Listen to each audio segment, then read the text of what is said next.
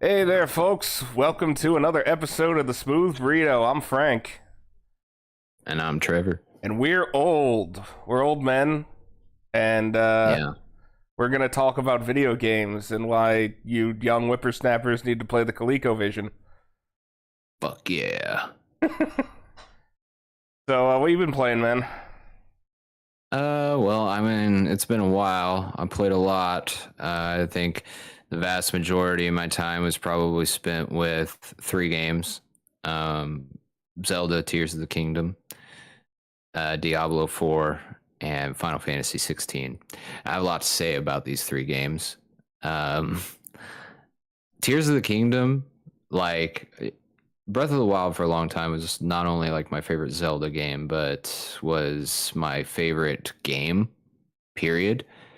It was comfort food. It was a game I would go back to pretty regularly just to do random shit in. I just really loved it. Tears of the Kingdom just made Breath of the Wild obsolete. It is Breath of the Wild, but it expanded on the Breath of the Wild formula in ways I never could have thought would be like possible or doable. There's just such creativity in the game design and the gameplay loop. And if one of my major criticisms of Breath of the Wild was that the world was like a little empty and barren in places, uh, Tears of the Kingdom kind of resolves that, but not really in the way that you'd think. The world still has its like pockets that are quiet and desolate, but the way that you can traverse the world and the different kind of tiers it has. I just said tiers, like Of the tears of the kingdom, kingdom. the Yeah, I tears of the didn't think of kingdom. that. Yeah, the tiers has because it's got like this lower, like underground area. Then it's got the main level that you're used to, and then it's got like these sky islands, and it has a seamless. Like I watched a video of someone like going from the highest point of the sky islands to the lowest point of like the underground area seamlessly, like no loading, no like skipping, nothing, just seamlessly through there. The polish in this game is just absolutely insane and something that you don't really see often these days. Like Tears of the Kingdom is absolutely incredible. Best Zelda story in terms of like actual like storytelling and writing and like characters and stuff like that. It's just so well done. Tears of the Kingdom is incredible. If this is kind of like the sign off for the Switch or whatever, um, then they definitely did it right for sure. Yeah, have we heard any Switch 2 rumblings as of late? I know we hear it every now and Yeah, again. yeah. There's been a lot of rumblings about and almost confirmations about dev kits being out there. Confirmations around this definitely. There's a lot of like wonder around is Nintendo gonna abandon like the Switch concept and go like completely rogue and do something different. But it seems to be a Switch 2 um, from all the dev kits and like all the rumors and all the people talking about it. Yeah, I would think so, Tons of unless it. their plan is to like embed the console in people's arms. Yeah. um, like, I mean, what if they just went back to like a traditional box, like home box connected to your TV or whatever, instead of like the hybrid type thing? Yeah, Um, if their idea was to like try to compete on a level with like PlayStation or whatever with like power. I'm like Nintendo's never done that, and their best gimmick of all time was the Switch. Like yeah. the handheld hybrid of that was the best idea they've ever had. I could see them like doing some goofy shit. Um, like I don't know, like having like a base station or something that has like more juice to it. Like maybe an external Oh, GPU or something for people who are that's interested. But exactly. like that would be it probably. I can't see them going back to having like a full like console really. Yeah, that's exactly what I thought. Like I always kind of thought like maybe the Switch Pro would just be like this docked external GPU type thing that they could like kind of beef up. I mean, dude, the Switch on like a TV now looks like the games that are coming out right now. It looks so bad compared to what you're looking at on like a PS5 or something. It's showing its age for sure. But yeah, it's a Tegra 1 processor. Yeah, I'm primarily playing in handheld mode, but I will say like what Nintendo's first party does with their games, like Tears of the Kingdom and even Pikmin 4 that recently came out, like it's actually pretty incredible what they're able to get out of this thing for how old it is, you know? Yeah, they've always been real smart about like squeezing the best of their hardware. I was actually listening to a video about the Nintendo 64 and like why programmers found it hard to develop for and shit. And Nintendo is just always like, they know their consoles and they are down with the tricks that they need to utilize to make things look good, or at least trick people into thinking that things look better than they are. Oh yeah, 100%. There's definitely some like tricks going on in there, like Tears of the Kingdom. I still can't fathom, like as software engineers, you know, I see some of the things Tears of the Kingdom does with its like physics and like kind of how it handles like this building component to the game design and how bug free and glitch free it is, and I just can't imagine the QA for this.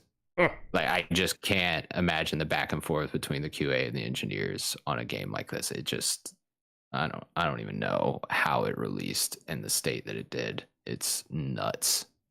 So crazy. And you mentioned 2 other games, right? Yeah. So Diablo 4, I don't know if you got a chance to play this one, Frank. I have a copy. I haven't touched it myself, but my wife's been playing it, and her verdict on it is that it is Diablo 3 with a Diablo 4 coat of paint, and a few other things. She's still fucking playing it, so like she seems to be enjoying it. Well, she's not wrong. I mean, it is Diablo, very much Diablo, which is exactly what I want out of a Diablo game. I don't want them to like change the formula. That game has a gameplay loop that is like so addictive and crazy fun, and like mindless, that like it is its own thing that I really enjoy. And I put a lot of hours into it. I played my first run through as a necromancer, complete the campaign. You know, did some, I think I got him up to level like 60 or something. Then season 1 started. I started a druid and a sorcerer, played them for like 20 or 30 levels. So I've been playing a lot of Diablo. It is like my fallback. It is like my kind of like what I play whenever I have nothing else to play or don't feel like playing anything else. I play Diablo, and yes, it has a new coat of paint that I like much better than Diablo 3 coat of paint. Yeah, Diablo 3 looked too much like World of Warcraft for my taste. Yeah, I agree 100%. And this looks fucking grotesque and disgusting and great. And it's like it's very like creepy, and Diablo, it runs great. They had the bit when the season 1 first came out, and they had the big patch, and everybody was pissed off. But they seem to have fixed that with the newest patch. So props to them, because I played before the newest patch and was pretty pissed off with some of the sorcerer stuff they did, and then played with the newest patch, and a lot of that stuff seems fixed. And my main issue was a couple of the sorcerer things were an issue, and then like the population of some of the dungeons was a little lower than I would have liked. And those things are definitely resolved. So at least from my perspective, the issues I had with it, I don't know what everybody else's. I'm sure other people had other issues. My issues with it, like pre the newest patch, have been resolved by the newest patch. So I'm happy. I've been dipping back in there. I like the game a lot. It is a game I'll probably play for a long time to come. And I think you should jump on, Frank, and join up. My fucking clan is the Green Gang. Nice. So, yeah, you have to join up with us, and we'll have a good time. Yeah, I'll play it at some point.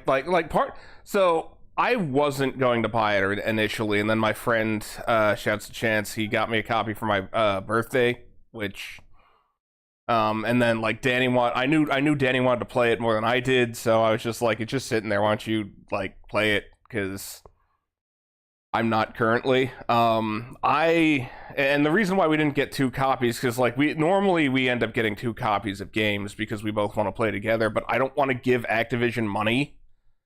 Right. So I need to wait until it hits like Humble Bundle or something where I can give like most, if not all, of the money to like charity or something. Yeah. Or find like a key seller or like, I don't know.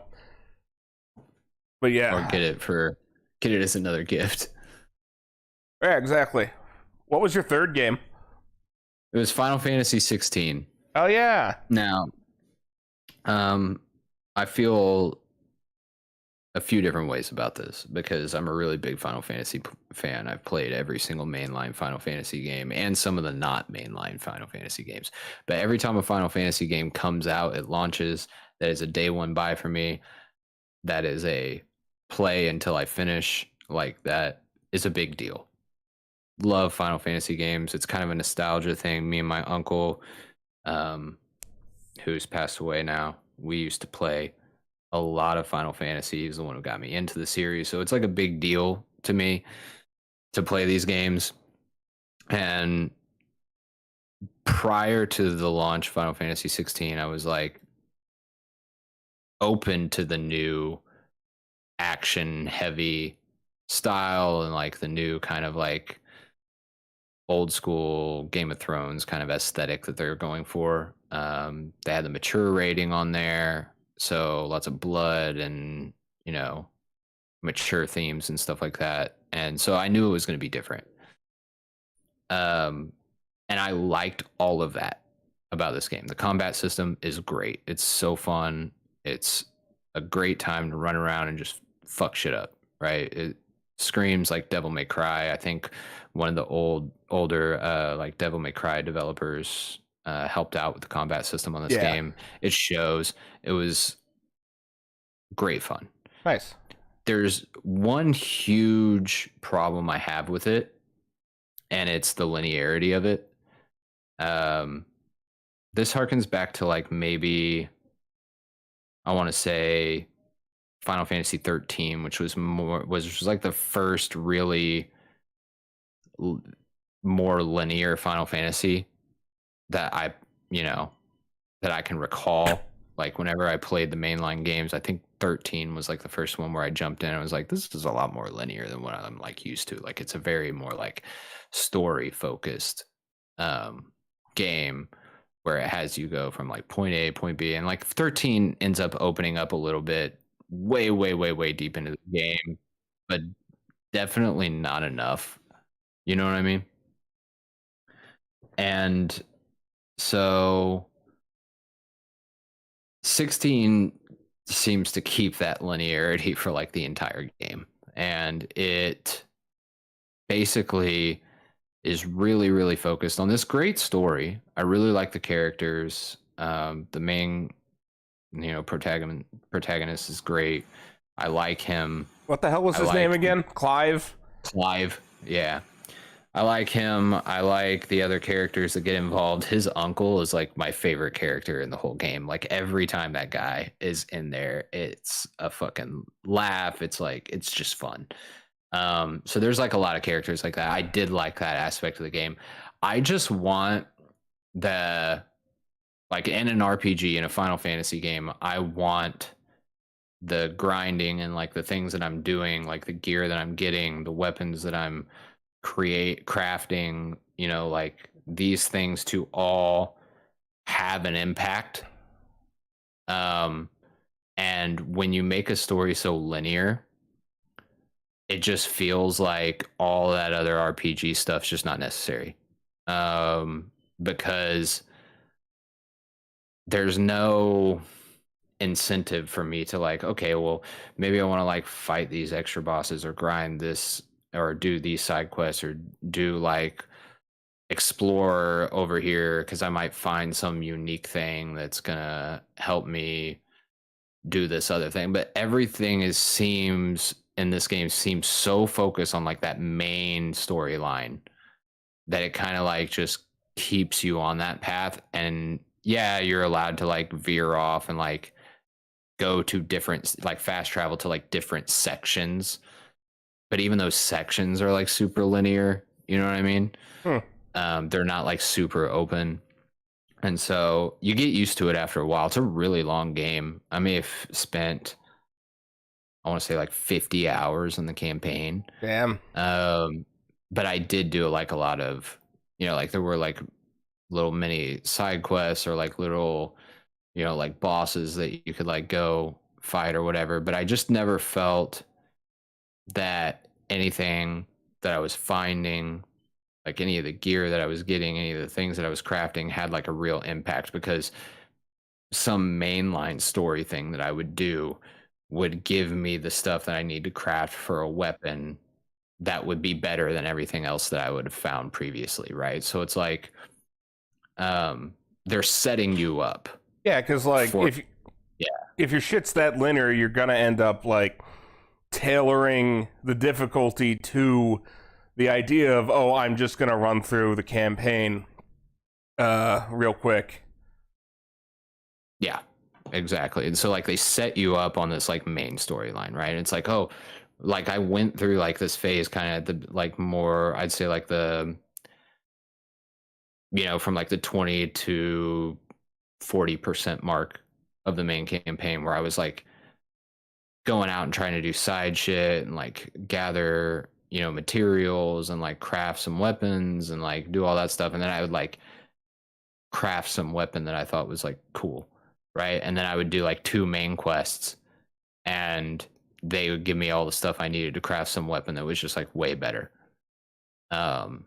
So like all that side stuff I did and all the stuff I searched for and everything else was just like kind of pointless. Damn.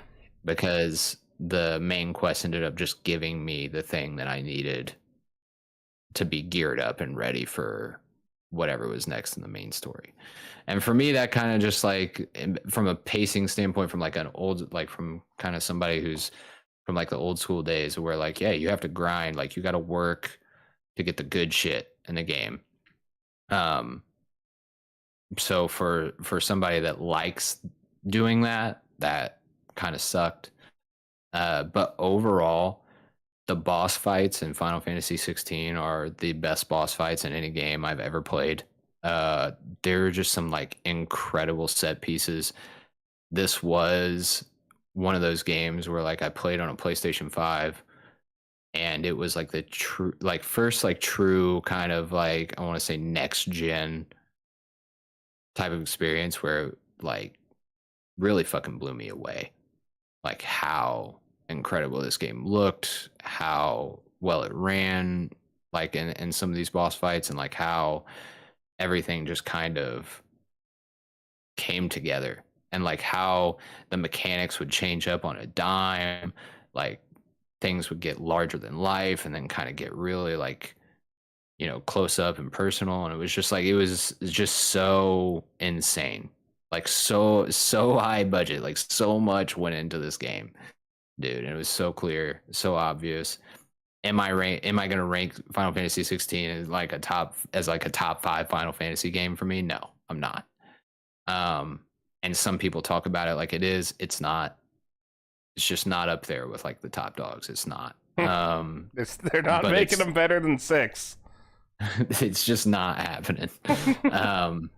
I would say like the Final Fantasy 7 remake that they did comes a lot closer in terms of modern Final Fantasy into being up the ranks with the top dogs. Like Final Fantasy 7 remake, the way they did the mechanics, the way they kept true to the original, and the way they tweaked the story and some of the characters to kind of modernize things, like that's how you do a Final Fantasy game, man. In modern times, Final Fantasy 7 remake, and like hopefully the next one when it comes out even builds upon that.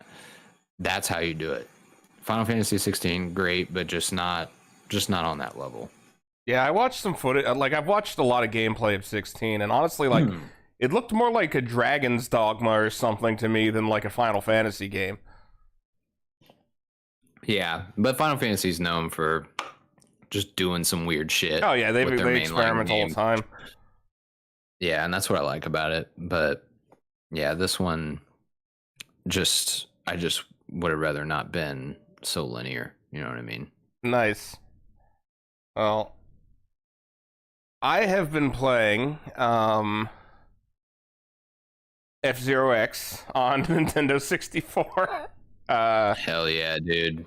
So the Project 64 3.0 came out probably, I think, like a year ago or something like that, but I finally got around to installing it, and not only is like the emulation, that's probably the best N64 emulator you're gonna get, and also they're smart enough to where in their new graphics plugin they let you assign per game settings. So like some shit like you change it and it'll make the game run faster, sure, but you know you're gonna have compatibility issues. And part of the issue was that like the machine I was running it on, this one in the living room, is not good. But it was mostly like just stuff that was a question of emulation speed. The thing about F-Zero X is that you need it to run at that solid 60 frames a second. If you're like 1 or 2 frames off, you're gonna feel it. And I have never been able to squeeze that out of an emulator, no matter how fast the computer was. It always felt slightly off. Even Nintendo can't get that shit right. Like, people complain about the same thing on the Switch version of F-Zero X. Like, yeah. But Project 64. I was gonna ask you about that. Yeah. With every single setting that says fastest but least compatibility with games, like if you turn all of those on, it is perfect. It's buttery smooth. It's what you want. There are only a couple of graphical bugs, which are very, very minor. Like, there's a point where it doesn't call like clear on the when you're transitioning between menus, so you get some like remnant course select graphics until the new ones draw like over it. So there's some stuff in like the overscan, which honestly could have been there on the console for all I know, because you can't see the overscan on console. And like the same thing when you're transitioning into a race. There's a transition that I'm pretty sure is supposed to like be a dissolve that just kind of dips to black oddly, but like those are the two things I noticed, and I will gladly accept those two things for full speed F-Zero X, especially because you can like run it in a higher resolution and shit. Like, it'll make it look like real fucking good. There's this guy who has this HD pack out yet that I was going to try to apply next. I haven't messed with it yet, but it looked pretty interesting. That's cool, man. F-Zero is always fun. Yeah, and that game is still fucking difficult. Like, I always played on novice, and I'm not doing that anymore. And Captain Falcon is a rubber banding motherfucker. Yeah. Yeah, F-Zero is tough, man.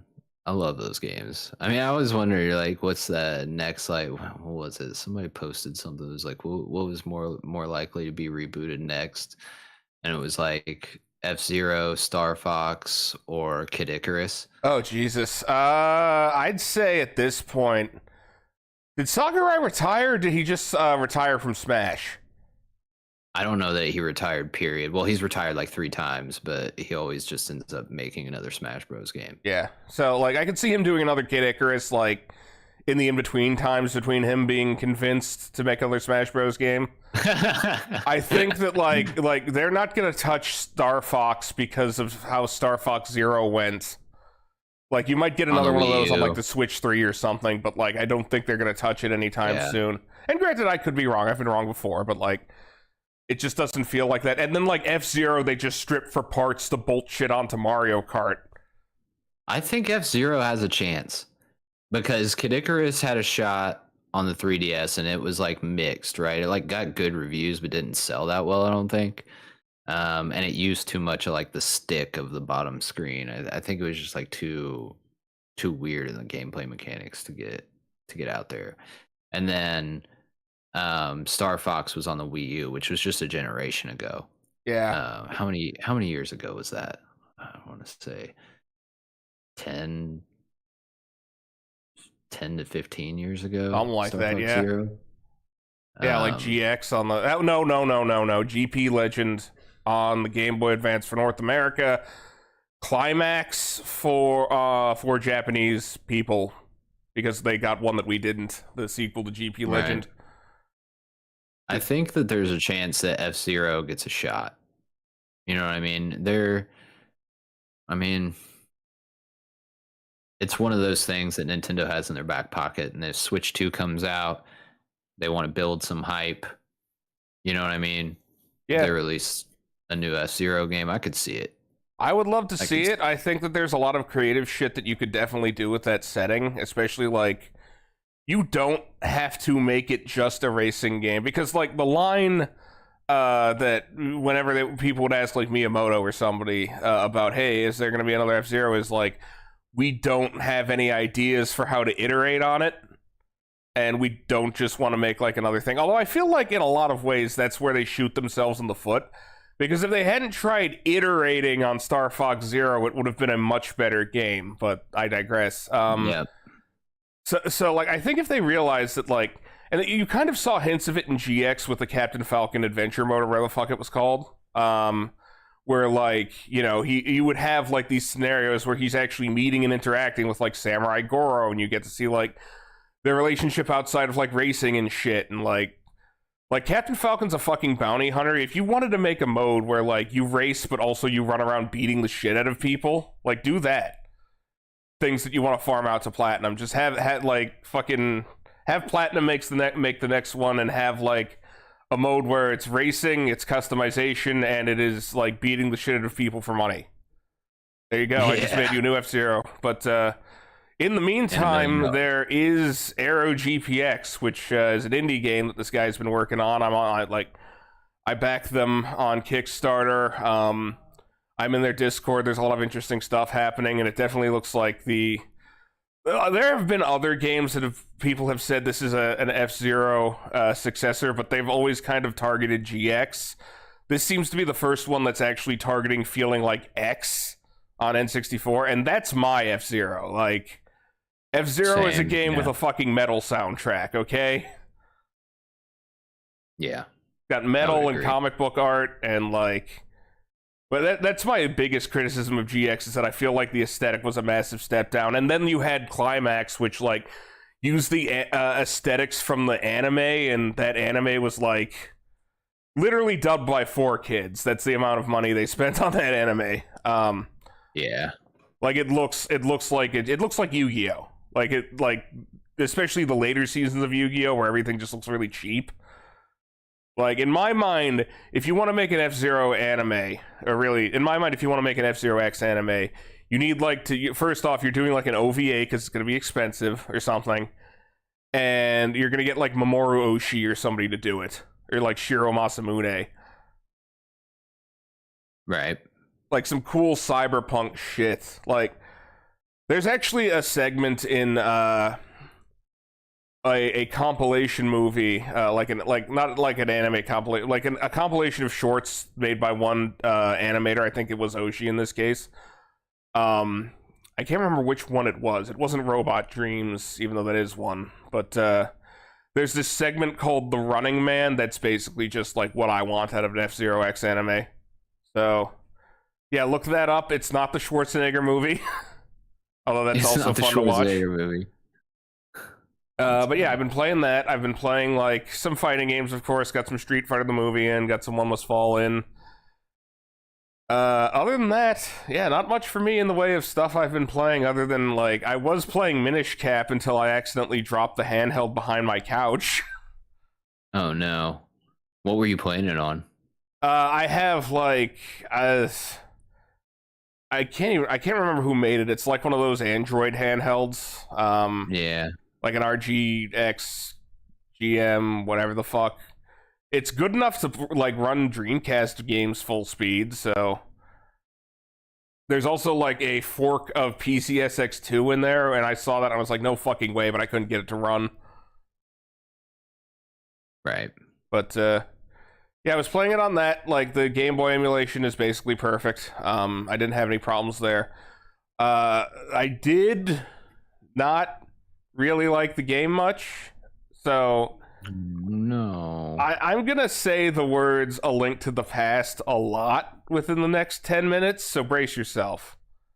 Oh, okay. Do you know you we're on the same page? It was made by Capcom, right? Yeah, I know that. And Cool, cool. Capcom's done Yeah. good stuff before. Like I like the Oracle of The Ages and Oracle Seasons games, games. Yeah. yeah, I liked those. I think I like them better than this one, but I'm not as low on Minish Cap, I think, probably as you are. I wouldn't call it a bad game. Like, I don't regret playing it or anything. I just, like, let me rephrase it. Of the Zelda games I have played, it is not one of my favorites. Okay, that's My fair. biggest criticism of it is that, one, it feels like it would, like, was going out of its way to remind me of Link to the Past. Like, a lot of the music tracks are just remixes of stuff from Link to the Past, like the map feel and how you traverse feels like Link to the Past a lot, and the stuff that wasn't Link to the Past was Four Swords. Yeah, And that's a minor quibble, although I did keep thinking as I was playing it, man, I could be playing Link to the Past, like fuck. But it's a shame. Yeah, my biggest problem with it is way too handholdy. So thinking back to how quests and shit work in A Link to the Past, yes, the medallion locations are marked on your map when you like it says for Hollow when you fucking go to the first dungeon or whatever. But I feel like there's still a lot of shit to like find and discover that isn't necessarily tutorialized to you out of the box. Whereas Minish Cap, it told me where to go. It dedicated a button to me that was previously the map button, and this kept really fucking pissing me off. It dedicated a button to me asking my hat where to go, which I feel like that should have been the menu option, and the map should have been on that button. I don't know if there was an option in there to change it. I didn't find one. But yeah, that decision bugged me. And also just a lot of quests where, since they're hand-holding you for everything, instead of feeling like discovery, it just feels like a list of shit that the game's giving me to do. Like, let's take the one where you have to wake the cobbler up to get Pegasus boots, right? So, someone told me and marked on my map, hey, you should get some Pegasus boots. Here you go. I go there, and then I find out, oh shit, I need to go to the witch in the swamp and get a thing, like the fucking mushroom to wake the guy.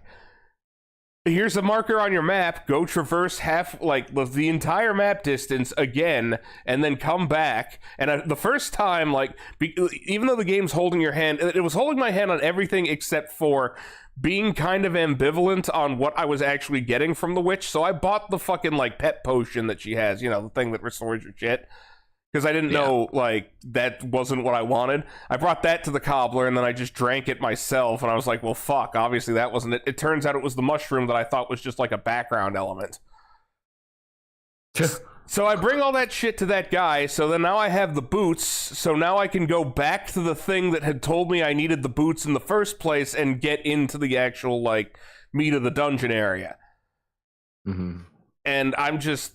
That's a lot of, it's not the fact that I had to do all of those things, but it's the fact that I knew I was doing all of those things. There's no, and I know these Zelda games aren't the deepest RPGs, but I didn't really feel a sense of discovery in the way that I did when playing A Link to the Past, or even something like Ocarina of Time, or I feel like this is the complaint that a lot of people have with Metroid Fusion, which ironically I don't have this complaint with Metroid Fusion, but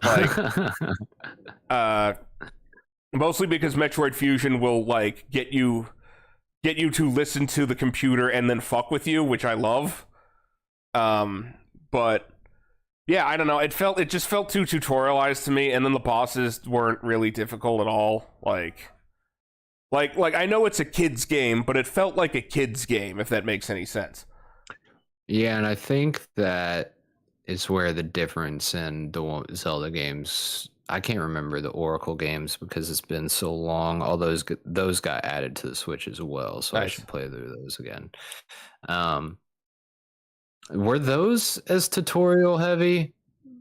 I can't remember. I don't remember it. I know thing? It didn't I know that it definitely wasn't nearly as map marker heavy and telling you exactly where to go. I didn't like the map markers. Yeah, that's not something I expect from a Zelda game. I didn't like that either. I'm with you on that. Although it was, if you want to complete a game quickly, it helps. But Oh yeah, I I fucking don't. chug through that thing, like at least half of it.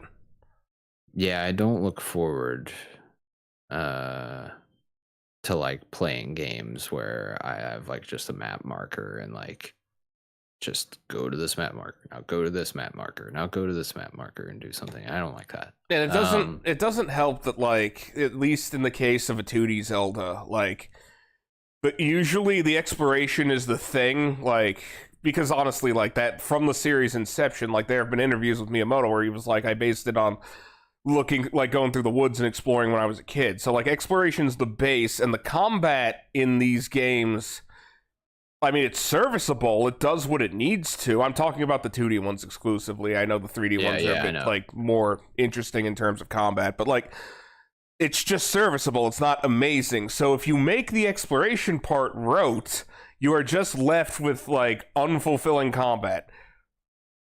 Yeah, it's true. I liked the look of it. I liked the graphics. Oh yeah, I think it looks good. I think it sounds real good too. Like, I liked a lot of those remixes.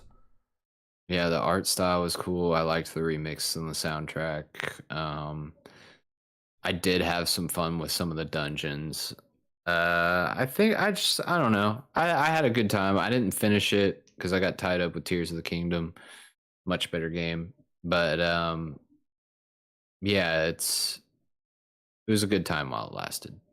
But I'm kind of wanting to go back to the Oracle games now and kind of see what those were like, because I remember those pretty fondly, a lot more so than Minish Cap. So I'll be Yeah, I interested. actually want to play them. I just kind of like, I never had a Game Boy, like, or a Game Boy Color growing up. I didn't get until like the Game Boy Advance, which granted I could have bought those for it, but I never did, because you're gonna buy Game Boy Advance games usually. Like, Yeah. so I would always like play them borrowed from friends, and like they would have full save files, and I wouldn't want to like delete any because I don't know like if they're like siblings or whatever. So I would just pick one and then stumble bum around, not really knowing what to do. So I'd love to actually play them. That and like Link's Awakening. I have that Switch remake that's still in the fucking plastic. I think that's still one of my favorite. That's one of my favorite freaking remakes ever.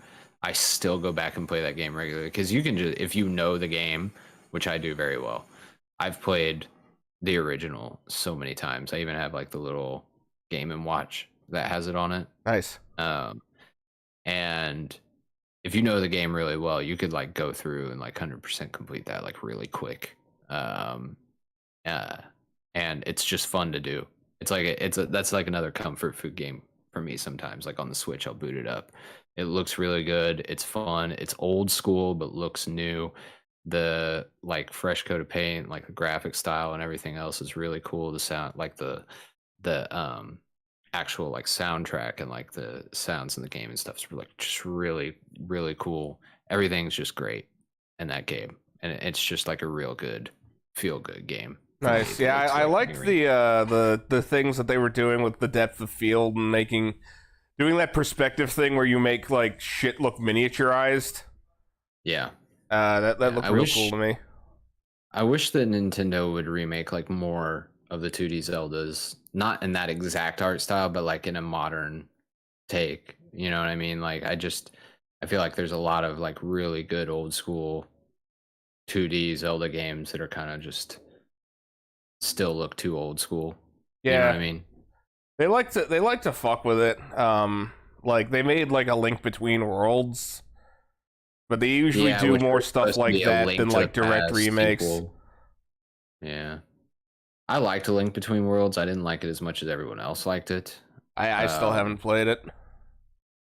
I kind of just want like a Link's Awakening, kind of like A Link to the Past done like in a modern like style, like in the vein of Link's Awakening. Like I would like more of that. That would be nice, but I doubt we get a lot of it.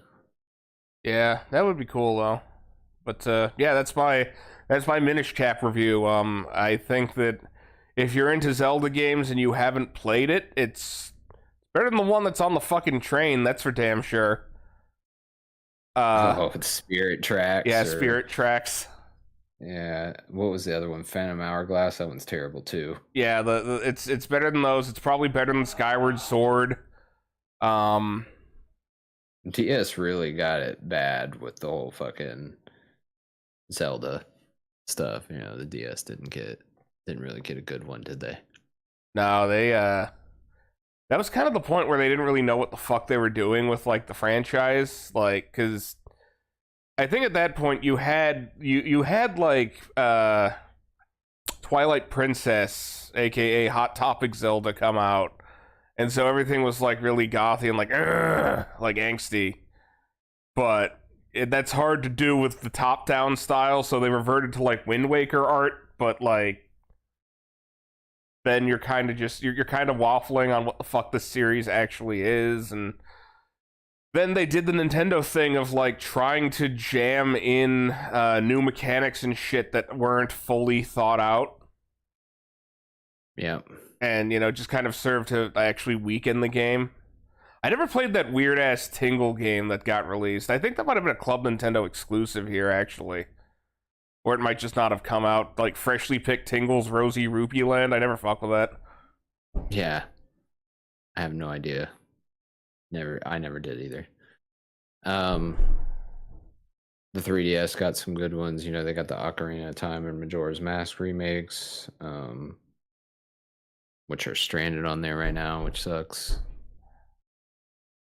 The Wind Waker and Twilight Princess remakes are stranded on the Wii U, which it's not fun. I wish those would come to the Switch. Yeah, that's real surprising that like I guess the code bases must just be that different to where like porting would be some effort.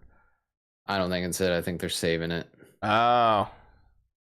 I mean, they've got to just be saving it because they've had so much Zelda shit lately. They haven't had like a drought. They haven't had like a great spot to release it. I mean, they had Breath of the Wild for a while, and then they had the Skyward Sword remake, right? Yeah. And I'm not as down on Skyward Sword as many other people. I actually quite like it. I mean, it definitely has its flaws, but I played the remake and it was fun. And then they had Tears of the Kingdom, and then they've been trickling things out with like the Nintendo Switch Online stuff. I think that the remakes will launch on the next console. Yeah, hopefully they aren't stranded. There are still fucking versions of Street Fighter Alpha 3 that are like stuck on PSP. No, there's just been so many rumors of the Twilight Princess Wind Waker remakes coming, and you know how Nintendo loves money. Yeah, I can definitely see them doing it. They'll definitely release them at some point, somewhere, when there's just like a moment. You know what I mean? Yeah. Oh yeah, and I missed Link's Awakening was also somewhere in there on the Switch. Like they've just had tons of Zelda stuff. They don't need to like. What were they gonna do? Release Wind Waker, Twilight Princess, and Tears of the Kingdom in the same year? No, they're not gonna do that. Yeah, they might as well ask for a Zelda All Stars pack. Yeah, I know, and I don't want that. I just want the remakes. I just want the remakes on the Switch, and they'll probably sell them separately for more money, but whatever. Yeah, I assume it'll just be like $30 or whatever, like the price that you pay for remasters and ports. Although that's not even true anymore, is it? No, Red Dead Redemption just got announced for PS4 and Switch. I think it comes out like tomorrow, for $50. Yeah, I guess that whole thing about that game being like really fucking weirdly written was just some horse shit that got made up on Reddit or something. Because it's on fucking Switch now. Yeah, how's that happen? Still no PC port really though. That's mad weird. Yeah, that is weird. It is a really old game. I wouldn't be surprised because they're launching it for PS4 only. Which, I mean, PS5 is backwards compatible, so it'll work on there. But, like, they're doing that. They're not releasing, like, a PS5 version that could be, like... Because I'm assuming the PS4 version is not going to be 4K 60. Yeah, that's also odd. What I mean? So I think this was like, I think that there's probably a remake or something coming, and this announcement was basically for the Switch, but oh yeah, also the PS4. So there's a way for people on PlayStation to be able to play it without streaming it, because that Yeah, was the only way to play it before. fucking PlayStation now. Yeah. So I'll be interested to see how it runs on Switch. Like, that's not where I'd want to play that game, but Yeah, I mean the Switch does have the power to like run it in, it's more powerful than the 360, so true. Yeah. And that's the system it came out on, so yeah, maybe it won't look that bad. yeah. I mean, it'll probably be just like 720 across the board. It won't have like the weird, how the 360 would like lie to you basically. Like it's this game's in 720 or 1080, but the internal game resolution is like 364 or something ridiculous. Yeah. Like Gears of War like to do that. Yep. We still play around with shit like that. Well, not that low resolution, but basically they'll be like, oh yeah, it's 4K, and it's not. Yeah, or like the weird adaptive res shit that Halo Infinite does. Yep. It'll be interesting to see, but I imagine those games probably, everything seems to be like $50 for remasters and stuff now, because games are like $70 when they come out. You know what game isn't $70? And this brings me to what is probably going to be our game that we play for next time. What? Armored Core 6. It's regular human game price. What is that? $60. It was $60. Oh wow. And there was no get the extra special Jizzlord edition to get like a day extras of gameplay or whatever the fuck, or like early access, or like I think I got a couple parts for pre-ordering it, and then the only tier was like, do you want the digital art book and soundtrack? And then there's the one that comes with the statue that like it looks fun, dude. I didn't get the legendary edition or whatever the fuck you want to call it, like, but I was really tempted. But like I have so many fucking plastic robots that I need to fuck with already, so.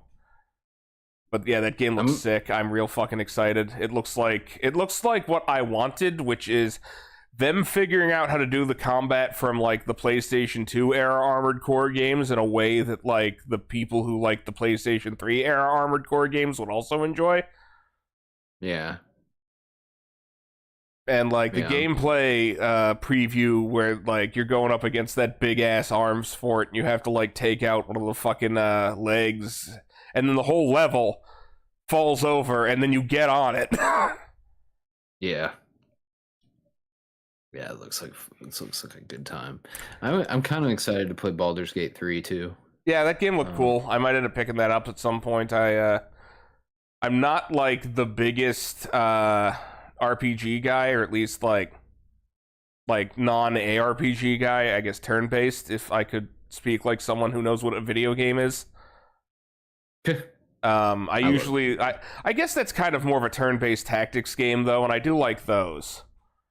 It is more like that. I don't know if you ever played like the Divinity Original Sin games or anything like that. No, I haven't. It's the same people that make those. Oh, nice. But yeah, everyone's raving about it. It's got like a 97 on Metacritic. Yeah, another game that released at $60 and also didn't have a bunch of like monetization or battle passes or any other fucking bullshit, and it's raking in like crazy. So hey, every other publisher besides FromSoft, take heed. You can make fully fledged video games and still make money off of them, and people won't shit on them.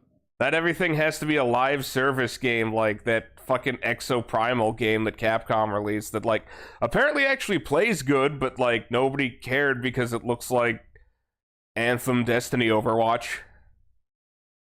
Anthem, Destiny, Watch. Yeah. Oh, that reminds me, I did play some TF2 when they had their big renaissance of reminding people that the game exists. And that game's still fucking hella fun.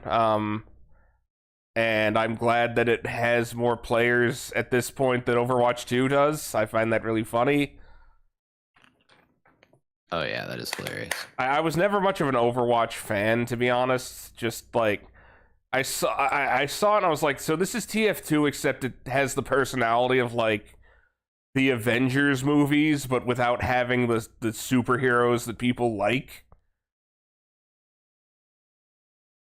I don't know. I never was much of a fan of that. It played fine until they fucked it up, but. And then Overwatch 2 did that stupid bait and switch where they were like, oh yeah, we're going to add in a bunch of single-player content, and then they canceled it, and then they, like, sold different, shittier single-player content. Yeah. Super good call. Yeah, great job, Activision. But, yeah, I think our next game should definitely be Armored Core 6, unless you had something else that you were burning to play. No, not really. Remind me the day that one comes out. I think it's the 25th, something like that. Let me. It's very, very close. Yeah, it's real fucking close. Let me look, actually. Armored Core 6 release date, the 24th. So closer. Oh man, it's a fucking week, dude.